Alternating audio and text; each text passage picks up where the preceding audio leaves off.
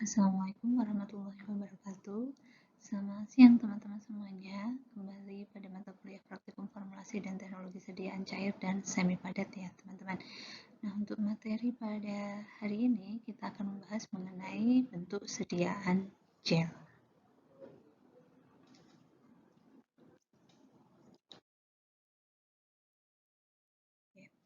Sebelum kita membahas lebih jauh mengenai bentuk sediaan gel ya, kita coba lihat dulu contoh-contoh produk di pasaran yang berbentuk gel.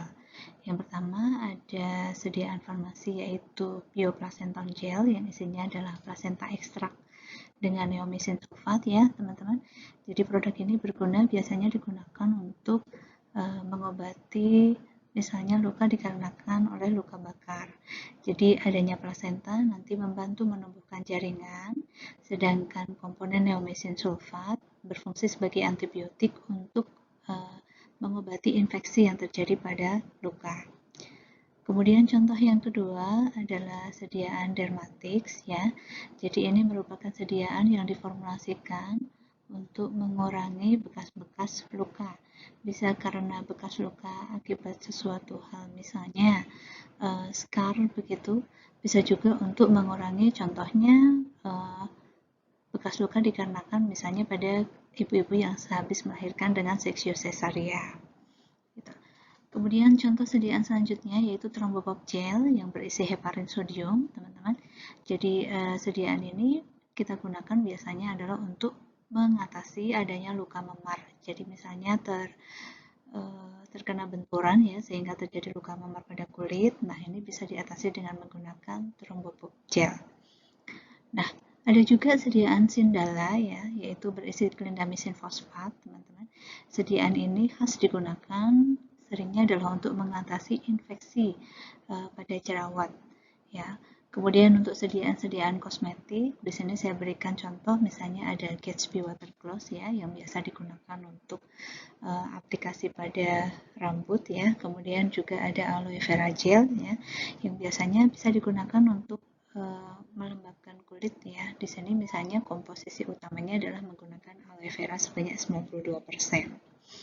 Nah, jadi teman-teman banyak sekali ya produk-produk yang sudah beredar di mana dia dalam bentuk sediaan gel.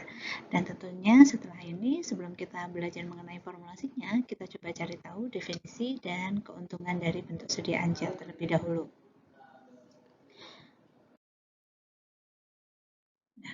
Oke, jadi definisi gel sendiri teman-teman dapat lihat pada Farmakope Indonesia edisi 6 ya, halaman 48, di mana di situ dicantumkan bahwa gel atau kadang sering juga disebut dengan istilah jelly ya, merupakan sistem semi padat yang terdiri dari suspensi yang dibuat dari partikel anorganik yang kecil atau molekul organik yang besar terpenetrasi oleh suatu cairan. Nah, sediaan gel sendiri biasanya memang menggunakan pelarut utama atau komponen pelarut yang paling besar adalah pelarut air. Dan sediaan gel itu mempunyai beberapa ciri khas ya teman-teman, yaitu yang pertama, jika kita lihat secara organoleptik atau penampilan, biasanya dia berbentuk transparan atau jernih. Nah, hal ini tentu saja meningkatkan daya tarik ya dari sediaan gel ini. Kemudian ciri khas selanjutnya adalah karena dia mengandung komponen air atau komponen pelarut air yang cukup tinggi, sehingga biasanya pada saat diaplikasikan timbul sensasi rasa dingin atau nyaman selama digunakan. Jadi ini sedikit beberapa kelebihan dari sediaan gel. Selanjutnya, karena sediaan gel juga tadi ya berbasis air, maka cenderung lebih mudah untuk dicuci atau dibersihkan jika dibandingkan dengan bentuk sediaan-sediaan yang menggunakan basis lemak atau oily.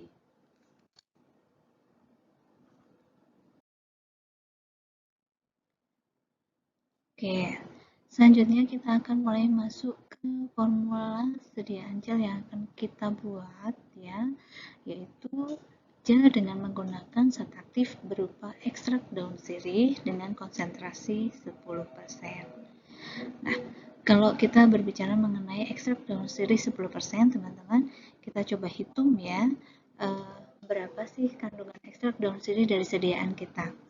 Kita ingat kembali bahwa konsentrasi sebuah sediaan itu adalah menunjukkan besarnya gram dalam 100 gram sediaan. Jadi jika ekstrak daun sirih yang kita gunakan adalah 10%, maka sama saja ekstrak daun sirih ini adalah sebanyak 10 gram di dalam 100 gram sediaan gel yang akan kita buat. Jika kita sederhanakan kembali untuk mengetahui berapa sih jumlah ekstrak di dalam setiap gram sediaan gel, maka jumlahnya adalah 10 gram dibagi dengan 100 gram, 0,1 gram pada setiap gram sediaan gel. Sama saja kalau kita jadikan dalam satuan miligram untuk zat aktifnya mengandung 10 mg ekstrak daun sirih setiap gram sediaan gel. Jadi ini adalah untuk perhitungan konsentrasi ekstraknya.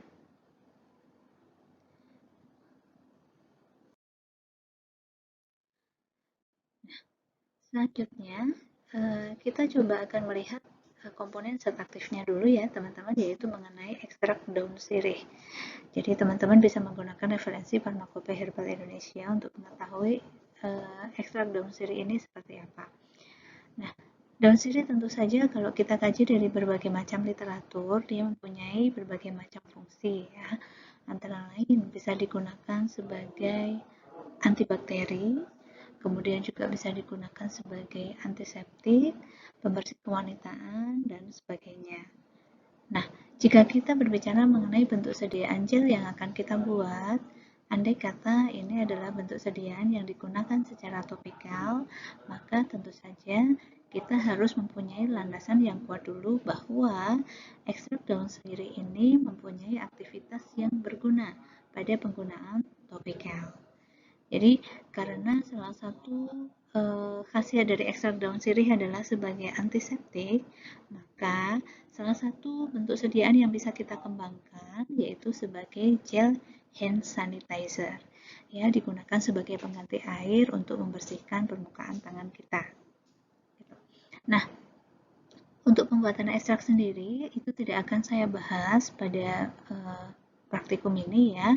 Kita asumsikan teman-teman semuanya sudah belajar mengenai berbagai macam pembuatan ekstrak ya. Bisa dengan menggunakan metode maserasi, sokletasi, infusa, dan sebagainya. Nah, contoh gambar yang ada pada slide ini adalah contoh gambar dari ekstrak daun sirih yang dibuat dengan metode maserasi.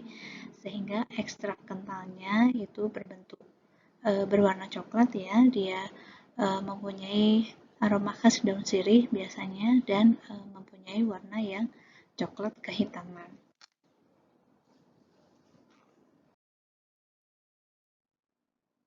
Oke, setelah kita mengkaji mengenai zat aktif yang kita gunakan ya, itu tadi adalah ekstrak daun sirih, kita coba untuk membahas eksipien-eksipien yang digunakan di dalam formulasi sediaan gel ini tadi.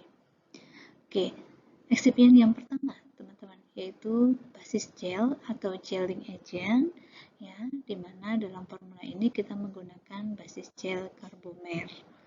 Nah, teman-teman dapat membaca referensi secara lengkap, salah satunya pada buku Handbook Pharmaceutical Excipient ya, teman-teman.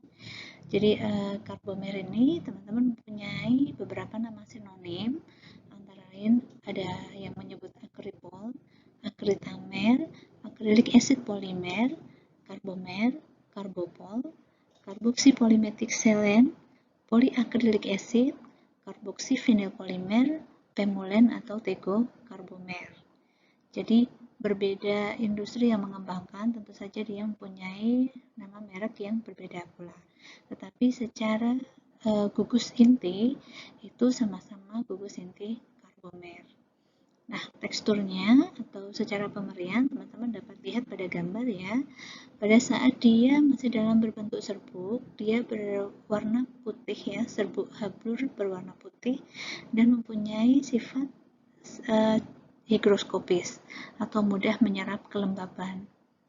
Nah, tentu saja karena dia punya sifat yang higroskopis, kita harus memperhatikan penyimpanan karbomer ini harus senantiasa kita tutup dalam wadah yang tertutup rapat, karena apabila dia menyerap kelembapan dalam jumlah yang besar, biasanya karbomer ini nanti akan membentuk gumpalan-gumpalan yang sulit untuk dipecahkan.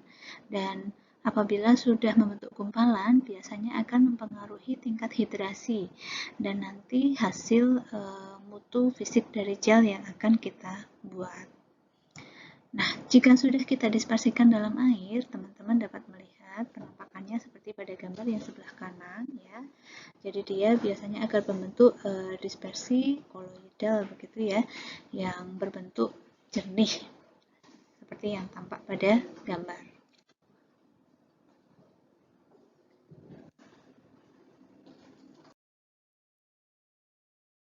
Nah, kita coba akan lihat terlebih dahulu ya teman-teman terkait dengan fungsi dari karbomer ini. Nah, sebenarnya fungsi karbomer itu banyak sekali. Bisa digunakan sebagai emulsifying agent dengan konsentrasi 0,1 sampai 0,5%, bisa sebagai gelling agent dalam pembuatan sediaan gel dengan konsentrasi 0,5 sampai 2%, suspending agent dengan konsentrasi 0,5 sampai 1%, kemudian juga bisa digunakan sebagai pengikat tablet ya atau tablet binder. Kemudian juga bisa digunakan sebagai agen pengontrol pelepasan obat atau control release agent. Jadi di sini di HPE disebutkan untuk control release agent menggunakan konsentrasi sekitar 5 hingga 30%. Kemudian untuk sifat atau typical properties-nya, karbomer teman-teman ya mempunyai pH yang bersifat asam. Karena pada konsentrasi 0,2% dispersi dalam air, dia mempunyai pH berkisar 2,5 hingga 4. Seperti itu. Kemudian untuk kelarutan atau solubility-nya, dari karbopol ini soluble in water and glycerin. Artinya dia akan mengembang jika kita masukkan di dalam air atau glycerin. Kemudian, jika sudah dinetralisasi, dia juga dapat mengembang di dalam etanol konsentrasi 95%. Gitu. Jadi, ini kita sedikit belajar mengenai sifat-sifat ya dari sebuah eksipien yang akan kita gunakan dalam pembuatan sediaan kita. Gitu. Nah, selanjutnya teman-teman, kita baca ya. Ini ada poin penting ya yang terkait dengan karbomer ini, teman-teman ya. Jadi terkait dengan viskositas atau kekentalannya, di sini ada catatan khusus ya, teman-teman. Kita coba baca. Jadi karbomer jika didispersikan di dalam air ya, dia akan membentuk koloid yang bersifat asam. Gitu. Jadi pada saat kita pertama kali mencampurkan karbomer ini di dalam air, dia tidak serta-merta akan menjadi larutan yang kental dan jernih, tetapi dia masih membentuk seperti suatu koloid yang bersifat asam. Jadi kalau kita cek ya, pH dari dispersi karbomer di dalam air itu dia bersifat asam. Nah, ada catatan when neutralized, jadi jika sudah dinetralkan, maka koloid karbomer ini baru akan membentuk suatu gel dengan viskositas yang tinggi. Ya, jadi, jika kita sudah mendispersikan karbomer di dalam air, untuk memperoleh basis gel yang jernih dan kental, kita perlu melakukan tahapan yang dinamakan dengan tahapan netralisasi atau alkalisasi. Karena apa? Karena karbomer ini hanya akan membentuk suatu larutan yang viskositasnya optimal dan kejernihannya optimal itu pada pH yang tinggi atau pH yang alkali. Seperti itu. Sehingga ini ada suatu catatan ya, teman-teman tolong diperhatikan dalam pembuatan sediaan gel dengan menggunakan basis karbomer. Nah, kemudian kalau ditanya berapa sih jumlah penetralisasi gitu ya untuk menetralkan karbomer ini. Nah, di sini ada sedikit gambaran ya, tercantum di HPE, 1 gram karbomer itu dapat dinetralisasi dengan menggunakan kurang lebih 0,4 gram sodium hidroksida. Jadi di sini biasanya kita untuk menetralisasi kita menggunakan bahan-bahan yang mempunyai pH yang tinggi ya, seperti NaOH. Kemudian kalau di dalam formula kita nanti kita tidak menggunakan NaOH, tetapi kita akan menggunakan TA atau triethanol amin gitu. Jadi dua-duanya merupakan bahan yang cukup sering digunakan sebagai agen penetral. Gitu. Kemudian gel yang sudah dinetralisasi biasanya akan mempunyai viskositas yang optimal pada pH berkisar antara 6 sampai 11 dan akan mempunyai pH mempunyai viskositas yang menurun pada pH yang kurang dari 3 atau jika pH sediaan kita lebih dari 12. Sehingga ini perlu kita perhatikan pada saat membuat sediaan gel untuk memperoleh viskositas yang optimal. Kita disarankan menggunakan atau pH sediaan kita itu berkisar antara 6 sampai 11. Jadi ini catatan-catatan yang penting terkait dengan gelling agent yang akan kita gunakan, yaitu karbomer.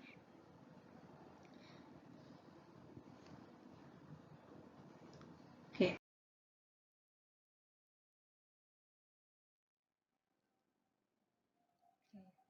Selanjutnya, komponen yang akan kita gunakan adalah gliserin ya, teman-teman.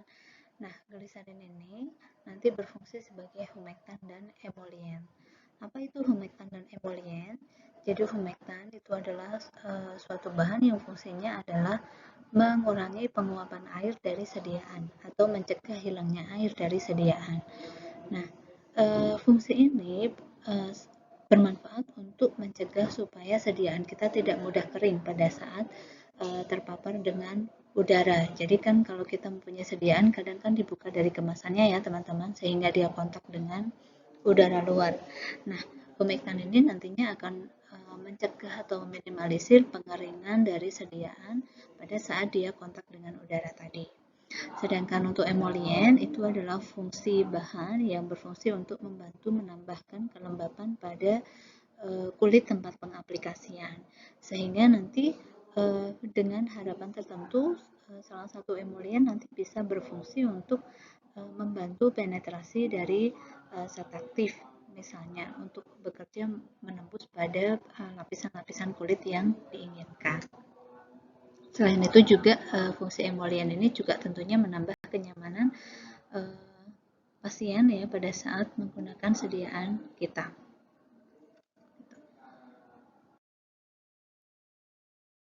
Nah, gliserin sendiri teman-teman mempunyai beberapa nama sinonim ya, antara lain chlorderol, gliserol, gliserolum, glikon, optim, priserin, dan lain sebagainya. Dari segi penampakan organoleptiknya, gliserin merupakan suatu cairan tidak berwarna, jernih tidak berwarna ya, dan dia mempunyai kekantalan atau viskositas yang lebih tinggi jika dibandingkan dengan air. Jadi gliserin ini dia agak viskos ya, agak kental teman-teman. Jadi tidak seperti air. Gitu. Kemudian untuk penggunaannya atau aplikasi gliserin pada sediaan farmasi antara lain bisa digunakan untuk pembuatan sediaan oral, otik atau tetes telinga, optalmik atau preparat untuk digunakan pada mata, topika dan parenteral. Nah, ini untuk sediaan topikal teman-teman ya, di sini dicantumkan bahwa gliserin secara fungsi utama sering digunakan yaitu berfungsi sebagai humektan dan emolien tadi. Sehingga harapannya di dalam formula ini apabila terdapat gliserin dia dapat berfungsi ganda baik itu sebagai humektan maupun sebagai emolien. Gitu. Nah, untuk rentang konsentrasi yang digunakan itu sarannya kalau kita ingin menggunakan humektan atau sifat emolien itu adalah lebih kecil atau sama dengan 30%.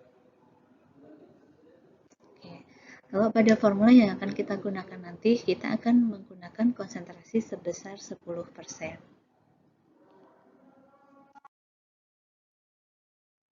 Oke. Setelah kita membahas mengenai eksipien gliserin ya, yang tadi kita gunakan sebagai humektan maupun emolien, sekarang kita ke komponen selanjutnya, yaitu agen pembasa atau alkalizing agent ya, dimana di sini kita menggunakan TEA atau triethanol amin. Nah, TEA sendiri mempunyai sinonim antara lain tealan, triethylolamin, kemudian trolaminum, dan lain sebagainya. Teman-teman dapat membaca pada buku Handbook Pharmaceutical Excipient. Kemudian secara organoleptik, teman-teman, TEA hampir sama dengan gliserin ya. Dia merupakan suatu larutan jernih ya atau bening, dan dia mempunyai viskositas yang cukup tinggi. Jika dibandingkan dengan gliserin, TEA cenderung mempunyai viskositas yang lebih tinggi, teman-teman.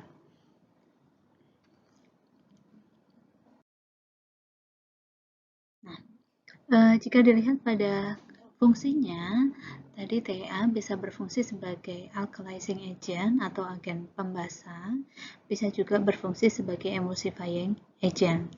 Tetapi kalau kita kaitkan tadi ya dengan salah satu eksipien yang kita gunakan, yaitu basis gel atau gelling agent tadi kita menggunakan karbomer, di mana dia membutuhkan agen pengalkali atau agen pembasa untuk bisa meningkatkan pH dari dispersi karbomernya, karena dengan peningkatan pH tadi kan viskositas maupun larutannya akan menjadi bentuk yang jernih, maka TEA di sini kita lebih memfungsikan sebagai alkalizing agent. Nah, di sini kita lihat ya teman-teman, di typical properties-nya atau sifatnya ya, TEA mempunyai pH yang cukup tinggi ya, basa yaitu sekitar 10,5 pada konsentrasi larutan dengan konsentrasi 0,1 N. Oke.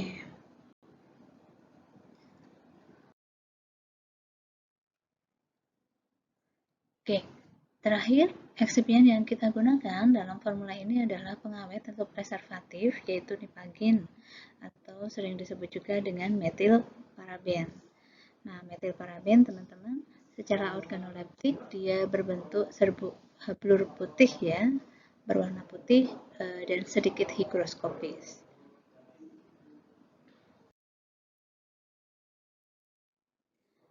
Nah, kenapa kita membutuhkan pengawet pada sediaan gel yang akan kita buat?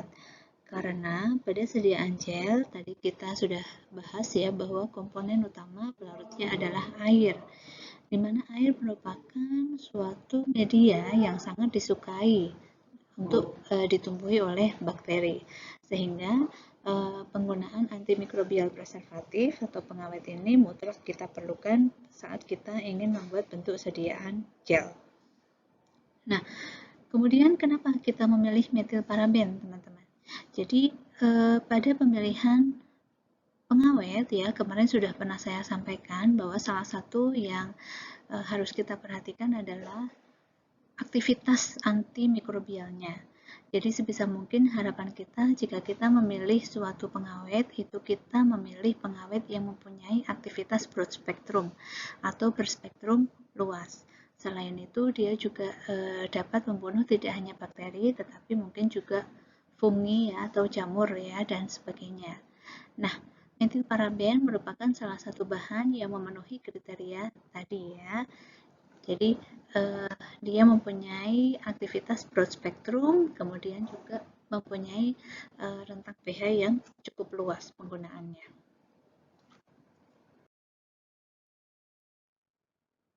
Nah, ini untuk melihat kelarutannya, teman-teman dapat teman-teman lihat pada tabel 5 ini ya.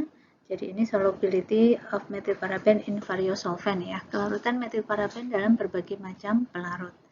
Jadi methylparaben mempunyai kelarutan yang mudah larut di dalam etanol ya, 1 banding dengan 2 bagian.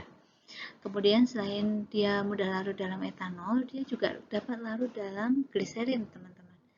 kita ingat ya, tadi salah satu bahan yang kita gunakan adalah gliserin. Artinya nanti metilparaben ini dapat kita larutkan dengan menggunakan gliserin. Kemudian dia juga sebenarnya larut di dalam propilen glikol, tetapi karena tidak ada di dalam komponen bahan, artinya kan kita tidak bisa melarutkan. Dan dia juga mempunyai kelarutan di dalam air yaitu 1:400 ya. Nah, kelarutan metilparaben ini itu semakin meningkat di dalam air dengan peningkatan suhu. Sehingga jika kita ingin melarutkan metilparaben di dalam air, itu salah satu teknik yang bisa kita gunakan untuk mempercepat pelarutan si metilparaben ini adalah dengan menggunakan suhu air yang semakin panas.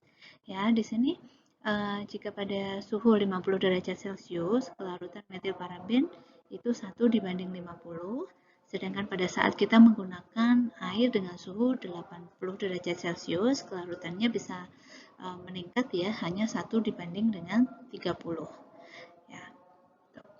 Tetapi karena kita tidak menggunakan air panas ya teman-teman, jadi jika dibandingkan dengan menggunakan kelarutan metilparaben di dalam air dingin, maka kelarutannya lebih baik di dalam gliserin, sehingga nanti pada prosedur kerja kita akan melarutkan si metilparaben ini di dalam gliserin, bukan di dalam air. Nah, untuk antimikrobial activity-nya teman-teman ya, jadi dia mempunyai aktivitas pada rentang pH 4-8. Jadi jika sediaan kita berada pada rentang 4-8, kita dapat menggunakan metilparaben sebagai salah satu alternatif dari pengawet yang bisa kita gunakan. Kemudian untuk konsentrasinya, di sini disarankan pada sediaan topical preparation ya, atau pada sediaan topikal itu berkisar 0,02 hingga 0,3%. Jadi demikian tadi kupasan-kupasan mengenai eksipien yang akan kita gunakan pada pembuatan sediaan gel ini.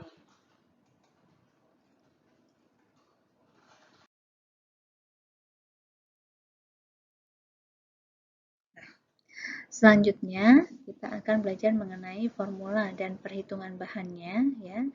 Jadi formula lengkapnya yaitu kita menggunakan ekstrak daun sirih sebesar 10%, karbomer sebagai gelling agent sebesar 0,5%, gliserin tadi sebagai humectant dan emolien sebesar 10%, TA sebagai agen pengalkali sebesar 0,5% dan nipagin sebesar 0,05%. Perhitungan bahannya, tadi sudah saya berikan contoh ya untuk ekstrak daun sirihnya.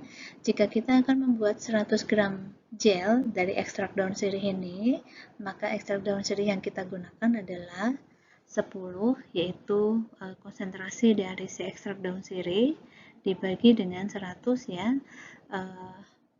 Prosentase itu kan nilai dibandingkan dengan 100 ya. Kemudian dikalikan dengan jumlah gel yang akan kita buat yaitu 100 gram. Sehingga untuk ekstrak daun sirih di sini kita membuat sebanyak 10 gram. Kemudian untuk karbomer setengah persen, artinya setengah per 100 dikalikan jumlah sediaan yang akan kita buat 100 gram, hasilnya adalah 0,5 gram. Kemudian gliserin sebesar 10% sama 10 dibagi 100 dikalikan dengan 100 gram gel yang akan kita buat, kita berarti perlu menimbang 10 gram. Kemudian TA 0,5%, 0,5 dalam 100 dikalikan jumlahnya 100 gram, maka kita membutuhkan TA 0,5 gram. Kemudian dibagi 0,05%, 0,05 dibagi 100 dikalikan 100 gram sediaan yang akan kita buat. Kita membutuhkan nipagin sebesar 0,005 gram. Nah, sisanya komponen untuk mengaddkan atau membuat sediaan ini menjadi 100 gram itu nanti akan diambil oleh proporsi air sebagai pelarut utama.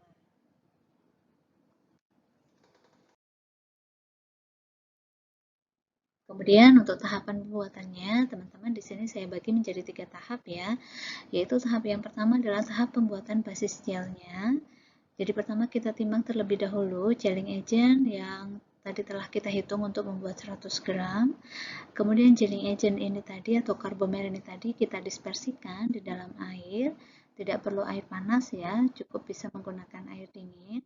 Kemudian kita aduk sampai terdispersi homogen. Nah, di sini dia masih dalam bentuk terdispersi ya, dan masih berupa larutan yang agak belum jernih ya teman-teman, jadi agak buram begitu. Nah, setelah itu nanti kita netralkan atau kita basahkan dengan menggunakan TA ya. Kemudian setelah TA kita timbang, kita masukkan dalam dispersi karbomer tadi. Kemudian kita homogenkan sampai terbentuk basis gel yang kental dan jernih. Jadi contohnya basis gel yang sudah dinetralkan itu seperti tampak pada gambar ini teman-teman. Nah, kemudian kita sisihkan terlebih dahulu ya sebagai basis gel karbomer.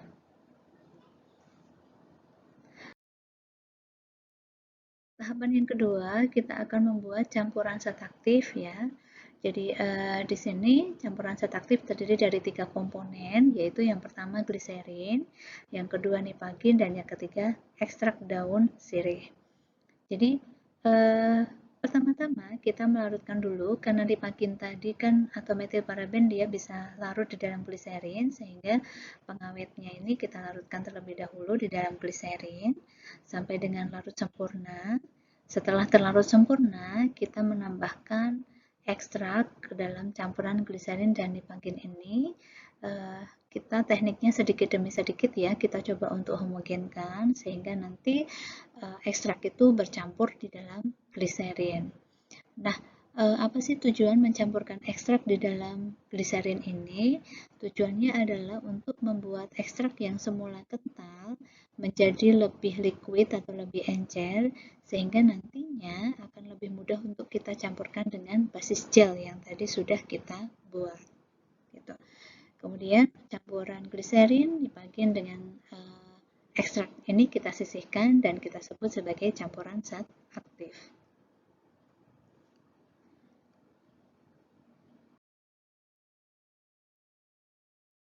Nah, tahapan terakhir yaitu tahap pembuatan atau pencampuran akhir ya. Jadi dari dua campuran yang sudah kita persiapkan tadi, yaitu campuran zat aktif, kita tambahkan ke dalam basis gel sedikit demi sedikit hingga campuran ini menjadi homogen. Kemudian terakhir kita tambahkan air dulu sampai dengan bobot akhir yang tadi kita inginkan, yaitu sebanyak 100 gram. Kita homogenkan kembali, dan jika sudah tercampur secara homogen, maka gel sudah siap untuk kita kemas ke dalam wadah yang akan kita gunakan untuk mengemas sediaan tersebut. Jangan lupa ditutup rapat dan sediaan siap untuk dilakukan pengujian mutu fisik. Nah, terakhir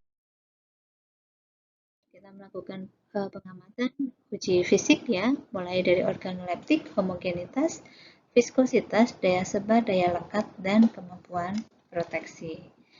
Demikian teman-teman paparan mengenai materi praktikum kita, yaitu pembuatan gel ekstrak daun sirih. Semoga bermanfaat. Wassalamualaikum warahmatullahi wabarakatuh.